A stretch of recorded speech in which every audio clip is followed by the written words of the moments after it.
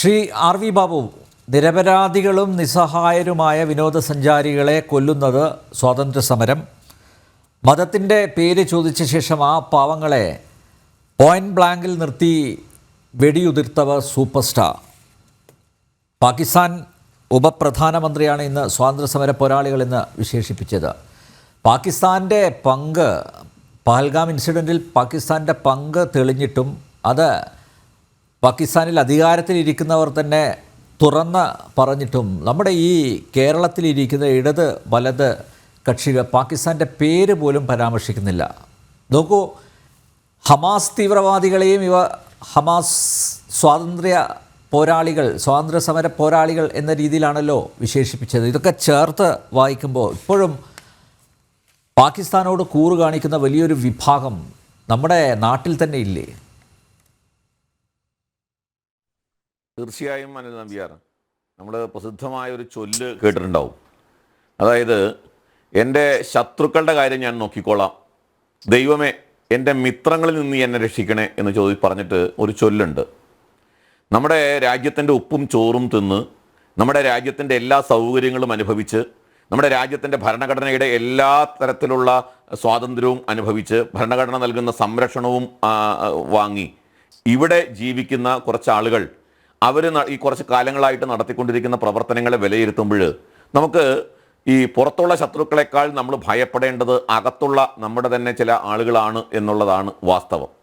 അതിൻ്റെ ഒട്ടനവധി ഉദാഹരണങ്ങൾ നമ്മുടെ കൺമുമ്പിലുണ്ട്. ഇപ്പോൾ പാകിസ്ഥാൻ തന്നെ സ്വയം ഈ അക്രമത്തിൻ്റെ ഉത്തരവാദിത്വം ഏറ്റെടുത്ത് ഈ ആക്രമിച്ച ആളുകൾ തന്നെ സ്വയം വന്ന് പറയുകയാണെന്നിരിക്കട്ടെ, ഞങ്ങൾ പാകിസ്ഥാൻ്റെ പ്രേരണയാൽ ഞങ്ങൾ കാശ്മീരിൻ്റെ സ്വാതന്ത്ര്യത്തിന് വേണ്ടി പോരാടിയവരാണ്, ഹിന്ദുക്കളെ ഞങ്ങൾ തെരഞ്ഞുപിടിച്ച് കൊന്നതാണ് എന്ന് അവർ തന്നെ സ്വയം പ്രഖ്യാപിച്ചാൽ പോലും അതല്ല അത് മോഡി ഉണ്ടാക്കിയ ഒരു നാടകമാണ്, BJP സർക്കാർ ഉണ്ടാക്കിയ ഒരു നാടകമാണ്, ഇത് പുൽവാമയിൽ ഇതുപോലെ മുമ്പ് ചെയ്തിട്ടുണ്ട്, ഉറിയിൽ ഇതേപോലെ തെരഞ്ഞെടുപ്പ് വന്ന സമയത്ത് മോഡി സർക്കാർ ആസൂത്രണം ചെയ്ത ആക്രമണമാണ്. ഇത്തരത്തിലുള്ള അതിനിന്ദ്യമായ ആ പ്രചരണം ഇവർ നടത്തും. അതിൻ്റെ ഉദാഹരണങ്ങളാണ് ഈ കഴിഞ്ഞ കുറേ ദിവസങ്ങളായിട്ട് നമ്മൾ കണ്ടുവന്ന സോഷ്യൽ മീഡിയയിൽ. ഇപ്പോൾ കോൺഗ്രസിൻ്റെ ഔദ്യോഗിക സ്റ്റാൻഡ് അല്ലെങ്കിൽ ഒക്കെ വ്യത്യസ്തമായിരിക്കാം, പക്ഷെ കോൺഗ്രസിൻ്റെ സോഷ്യൽ മീഡിയ ഹാൻഡിലുകളിൽ നിന്ന് വരുന്ന വാർത്തകൾ, അത്തരം ആളുകൾ, UDFൻ്റെ പാർട്ട്നേഴ്സായിട്ടുള്ള ആളുകൾ, അവരുടെയൊക്കെ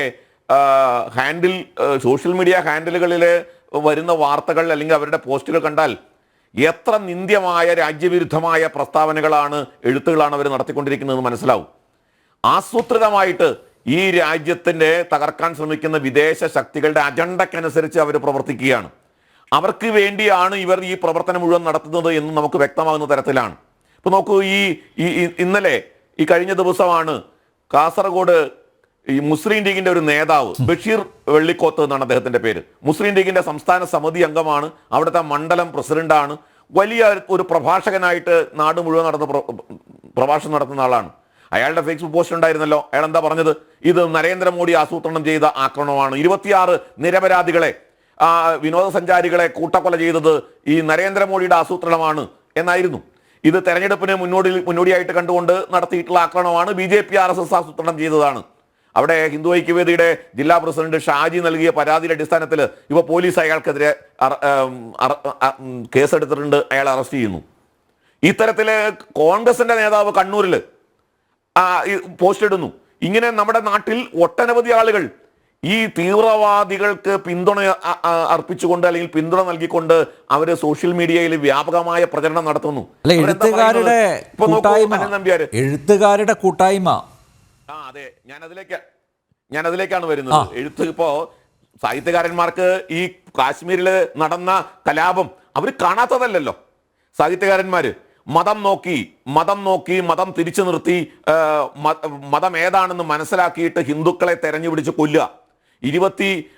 അതിനേക്കാൾ രസകരം, കൊല്ലപ്പെട്ട 26 പേരുടെ ഒരു ഫേക്ക് ലിസ്റ്റ് ഉണ്ടാക്കി. ആ 26 പേരിൽ 15 പേര് മുസ്ലിങ്ങളാണ് എന്ന് പറഞ്ഞുകൊണ്ടുള്ള ഒരു ഫേക്ക് ലിസ്റ്റ് വ്യാപകമായി നമ്മുടെ നാട്ടിൽ പ്രചരിപ്പിച്ചു. എന്നിട്ട് പറഞ്ഞു സംഗതി കൊല്ലപ്പെട്ടവർ മുഴുവൻ ഹിന്ദുക്കളാണ് എന്നുള്ള വ്യാജ പ്രചരണമാണ്, 26 പേരിൽ 15 പേര് മുസ്ലിങ്ങളാണ് എന്ന് പറഞ്ഞിട്ടുള്ള ഫേക്ക് ലിസ്റ്റ് അവർ പ്രചരിപ്പിച്ചു. ഇതെല്ലാം നമ്മുടെ നാട്ടിൽ നടന്നു. ഇതെല്ലാം നടക്കുമ്പോഴാണ് നമ്മുടെ നാട്ടിൽ 100-400 പേര് ഉള്ള ഒരു വാട്സപ്പ് കൂട്ടായ്മയുണ്ട്, കേരളത്തിലെ എഴുത്തുകാരുടെ കൂട്ടായ്മ. കേരളത്തിലെ സകലമാന എഴുത്തുകാരുണ്ട് അതിനകത്ത്. ആ എഴുത്തുകാരുടെ കൂട്ടായ്മയിൽ ഒരു സഹദേവൻ എന്ന് പറയുന്ന ഒരു എഴുത്തുകാരൻ, കെ സഹദേവൻ, അദ്ദേഹം ആ ഫേസ്ബുക്ക് മറ്റേ വാട്സപ്പ് കൂട്ടായ്മയിൽ എഴുതിയ അതിന്റെ സ്ക്രീൻഷോട്ട് ഞാൻ ശ്രീ അനിൽ നമ്പ്യാരൻ അയച്ചിട്ടുണ്ട്. അയാളുടെ വാദഗതിയും ഇത് തന്നെയാണ്. ബീഹാറിലെ തെരഞ്ഞെടുപ്പുമായി ബന്ധപ്പെട്ട് മോഡി ഉണ്ടാക്കിയതാണ് എന്നാണ് ഈ പറഞ്ഞു വരുന്നത്. എത്ര നിന്ദ്യമായ ഇവരുടെയൊക്കെ മൈൻഡ് സെറ്റ് എന്താണ്? ഇവർ ഏത് തരത്തിലാണ് ചിന്തിക്കുന്നത്, ഏത് തരത്തിലാണ് പ്രവർത്തിക്കുന്നത്? അപ്പോ ഇത് ആസൂത്രിതമാണ്. ഈ മതഭീകരവാദത്തെ വെള്ളപൂശാൻ, മതഭീകരവാദികളെ മഹത്വവൽക്കരിക്കാനുള്ള ആസൂത്രിതമായ ശ്രമം. ജമാഅത്തെ ഇസ്ലാമിയുടെ ചാനൽ ഇത് തന്നെയാണ് ചെയ്യുന്നത്. ജമാഅത്തെ ഇസ്ലാമിയും കേരളത്തിലെ മതതീവ്രവാദ സംഘടനകളും അതേപോലെ ഭാരതത്തിലെ മറ്റു മതഭീകര പ്രസ്ഥാനങ്ങളും ചെയ്യുന്ന അതേ പ്രവൃത്തിയാണ് കേരളത്തിലെ ചില എഴുത്തുകാരും ചില സാംസ്കാരിക നായകന്മാരും ഒക്കെ ചെയ്തുകൊണ്ടിരിക്കുന്നത്. ഇപ്പൊ ഇവിടെ ഞാൻ ഇന്ന് ശ്രീ രാമചന്ദ്രന്റെ ശവസംസ്കാര ചടങ്ങിൽ പങ്കെടുത്ത ഒരാളാണ്. അവിടെ അദ്ദേഹത്തിന്റെ മകളും അദ്ദേഹത്തിന്റെ ഭാര്യയും ഒക്കെ വളരെ അവരുടെ അവസ്ഥയൊക്കെ നമ്മൾ ടി വിയിലൂടെ ഒക്കെ കണ്ടു. എന്നെ വളരെയധികം വികാര നിർഭരമാക്കിയത് ആ രാമചന്ദ്രന്റെ ഭാര്യയും ആ ചേച്ചിയും ഷീല ചേച്ചിയും അതേപോലെ മകൾ ആതിരയും ഒക്കെ ഈ കഴിഞ്ഞ ദിവസങ്ങളിലൊക്കെ മകൾ വളരെ ബോൾഡായിട്ട് ടി വിക്കാരോട് പ്രതികരിച്ച ഒരു പെൺകുട്ടിയാണ്. ആ മകള് പറയുകയുണ്ടായി, കലിമ ചൊല്ലാൻ പറഞ്ഞു, അച്ഛന് കലിമ ചൊല്ലാൻ കഴിഞ്ഞില്ല, അച്ഛനെ വെടിവെച്ച് കൊന്നു. അത് പറയുമ്പോൾ നമ്മുടെ ചില ചാനലുകളിലെ വാർത്തകൾ, അതിന്റെ ഓൺലൈൻ വാർത്തകൾ, ചാനലുകളിലെ ഓൺലൈൻ വാർത്തകളിൽ കലിമ ചൊല്ലാൻ പറഞ്ഞു എന്നുള്ള വാർത്ത കാണില്ല നിങ്ങൾ. വീഡിയോയിൽ അവർ പറയുന്നു കലിമ ചൊല്ലാൻ പറഞ്ഞു, എന്നാൽ അച്ഛന് ചൊല്ലാൻ കഴിഞ്ഞില്ല, അച്ഛനെ വെടിവെച്ച് കൊന്നു. അച്ഛൻ മരിച്ചു എന്ന് കണ്ടപ്പോൾ ഞാൻ എൻ്റെ 2 കുട്ടികളെയുമായി എടുത്ത് അവിടെ നിന്ന് ഓടി രക്ഷപ്പെട്ടു. ഇത് ആ കുട്ടി പറഞ്ഞതാണ്. അതോടൊപ്പം ആ കുട്ടി പറഞ്ഞു, എനിക്ക് കാശ്മീരിൽ 2 സഹോദരന്മാരുണ്ട്. എന്നെ പിന്നീട് ആശുപത്രി കൊണ്ടുപോകാനും പോസ്റ്റ്മോർട്ടത്തിൽ മറ്റേ മഹസർ തയ്യാറാക്കാനും എൻക്വയറിക്കും വേണ്ടിയൊക്കെ പോയതിന് സഹായിച്ച 2 മുസ്ലിം സഹോദരന്മാരുണ്ട്. എനിക്ക് കാശ്മീരിൽ 2 സഹോദരന്മാരുണ്ട്, അവരെ അള്ളാഹു രക്ഷിക്കട്ടെ എന്ന് പറയുന്ന ആ പെൺകുട്ടി ആരാണ്? ആ പെൺകുട്ടി രാമചന്ദ്രന്റെ മകളാണ്. രാമചന്ദ്രൻ ആരാണ്? രാമചന്ദ്രൻ RSSന്റെ വളരെ കടുത്ത ഒരു പ്രവർത്തകനാണ്, ഉറച്ച പ്രവർത്തകനാണ്. രാമചന്ദ്രന്റെ ഭാര്യ ആവശ്യപ്പെട്ടത് എന്തായിരുന്നു? ശവസംസ്കാരം നടക്കുമ്പോൾ ആ രാമചന്ദ്രന്റെ മൃതദേഹത്തിന് മുൻപിൽ നിന്നുകൊണ്ട് രാമചന്ദ്രന് ഏറ്റവും ഇഷ്ടപ്പെട്ടുള്ള ഒരു പാട്ടുണ്ട്. ആ പാട്ട് പരമപവിത്രപദാം ഈ മണ്ണിൽ ഭാരതാംബയെ പൂജിക്കാൻ എന്ന പാട്ടാണ്. ആ പാട്ട് പാടണം എന്ന് RSSന്റെ നേതാവിനോട് ആവശ്യപ്പെട്ടു. ഇന്ന് അത് ചൊല്ലുക മാത്രമല്ല, ആ പാട്ട് രാമചന്ദ്രന്റെ മകൾ ഉൾപ്പെടെ ചൊല്ലുകയാണ്. നിങ്ങൾക്ക് വീഡിയോ കാണാം.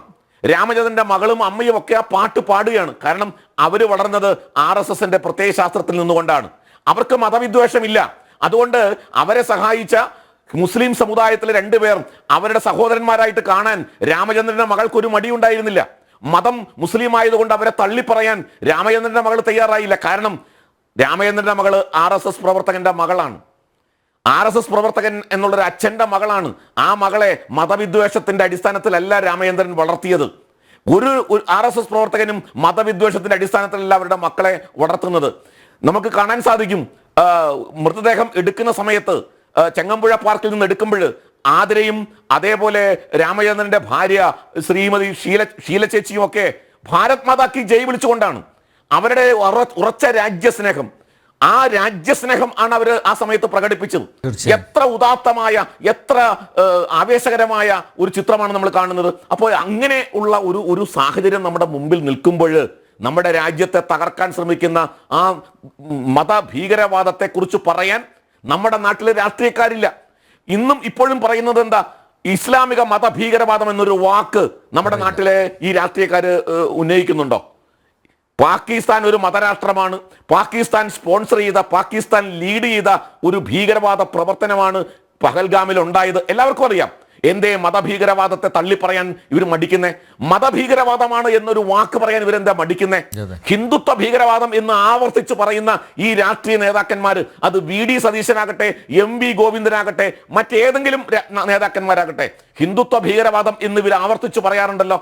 എന്നാൽ എന്തേ ഇസ്ലാമിക മതഭീകരവാദം എന്ന് പറയാൻ ഇവർക്ക് മടി? അപ്പോ ഇവരാരെയാണ് പിന്തുണയ്ക്കുന്നത്? യഥാർത്ഥത്തിൽ ഇവർ ആരുടെ പക്ഷത്താണ് നിലകൊള്ളുന്നത്? ആർക്ക് വേണ്ടിയാണ് ഇവർ ശബ്ദിക്കുന്നത്?